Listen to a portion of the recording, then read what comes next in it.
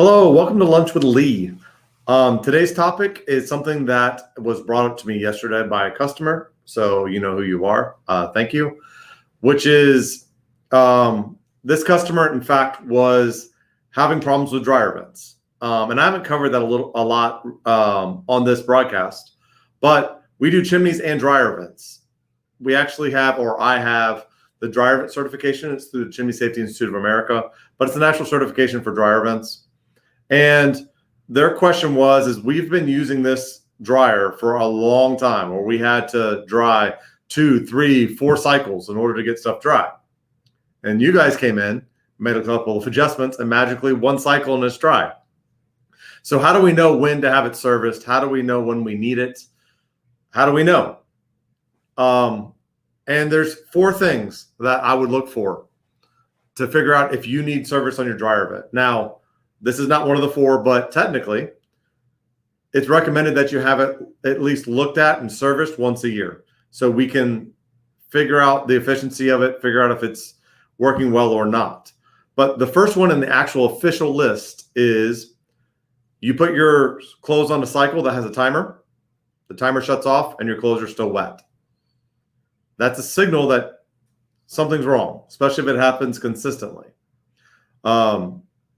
Also, if you're using the sensor dry and it dries and dries and dries. I've had people say, I put it on when I went to bed and I wake up the next morning and it's still running. That's not a good thing at all.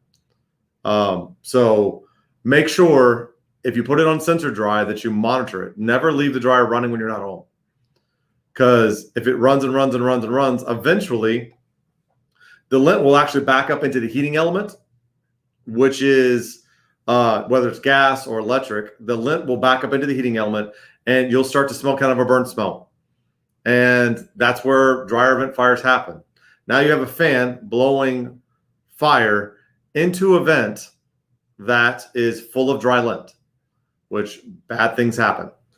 So, and the older dryers, by the way, they just run. Literally, you can have your whole vent is full of fire and you have to unplug them to turn them off. Now, the newer ones all have sensors that will shut off, but the older ones especially, and those are the ones that never break and always run, you had to unplug them. I mean, your whole house can be on fire and you had to unplug them. Number 2, which is smells. If you take your dryer out, or once again, you smell that fire smell, which is the lint burning, that's not normal. If your clothes smell like smoke, like burnt lint, guess what? There's actually burnt lint. So make sure that you actually keep an eye on it. If it smells like fire, turn it off. Have someone look at it. Sometimes all you need is a clean. Sometimes, and big in our area, they make the dryer vents so long with so many turns that it's just destined to fail. So we need to come in, we need to figure out the actual problem, we need to come up with a solution, and it may be maintenance possible, or it may be rerouting, meaning make it shorter, make it straighter, if there is a way. Okay, number 3 is if you feel the top of the dryer when it's running and it is hot to the touch, meaning you touch it and literally you have to bring your hands back, not warm, but hot. That's not normal. I've had customers call in and say they could fry an egg on top of it. The heat is not going through the vent into the outside. It's just sitting and sitting and sitting. So if your dryer is scary, scary hot and it runs too long, it's time to have it looked at. And the dryer guys that come out and fix a dryer, sometimes the newer dryers, they have a little fuse that pops when the dryer's not working well, and you have to replace that. And I have customers that replace it 2, 3, 4 times. That's not good. So make sure if you have these symptoms, have the venting looked at, because that's quite often the problem. We get referrals from people who fix dryers all over the time because they don't do venting and we do. So we can fix it, but you have to know something's wrong.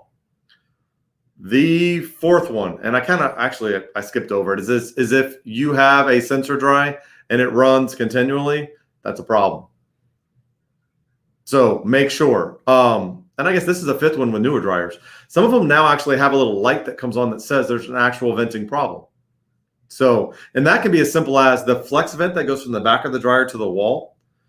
If you don't arrange that correctly, or there's not enough room and you push it back and you crush it, that's the same thing as a venting problem because you're not allowing air to go to the outside correctly. So I guess we had 4 things that we looked at, and plus a bonus one, which is the little sensor light that comes on. If that comes on over and over and over again, call us. We can come out, we can diagnose a problem, we can fix it. So that's it for today. If anybody has questions, comments, I see Brandy, thanks. I always appreciate it. But questions, comments, like our YouTube page, interact with me. It makes me feel like I'm not talking to myself, which sometimes I do. But I appreciate it. And I've gotten a ton of feedback from people just out and about, our customers, that they appreciate these videos. And it's good for me because it makes me want to do more of them and help more people. So